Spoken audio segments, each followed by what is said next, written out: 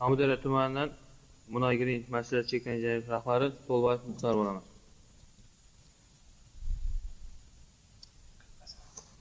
Bizning masalamiz 2025-yil 2024-yil pashti Vazirlar Mahkamasi tomonidan Vazirlar Kengashi tomonidan to'g'ridan-to'g'ri bir 40 sotix yer oldik.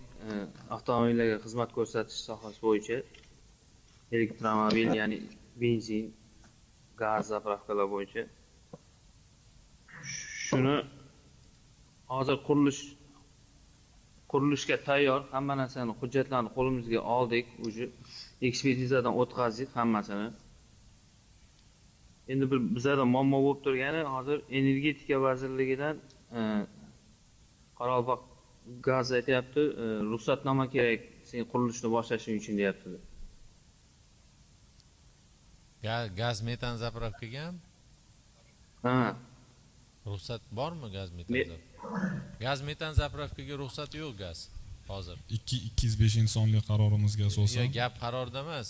Hozir to'g'risini aytinglar-da, yetkazdirib bermayapsizlar-ku. Gaz bor metan zapravkaga bular yetkazdirib bera olmayapti. Shuning uchun Farhod O'raz bo'yicha aytmaganmisizlar tadbirkorlarga? Ya bu metan bo'yicha hammasini xabari bor, hech qanday unga yangi metan stansiyasi qurish bo'yicha hammaga yetkaziladi. Qurganingiz bilan pulingiz shundoq yotadi, sizga metan bermaydi. Shuni aytyapmiz-da biz.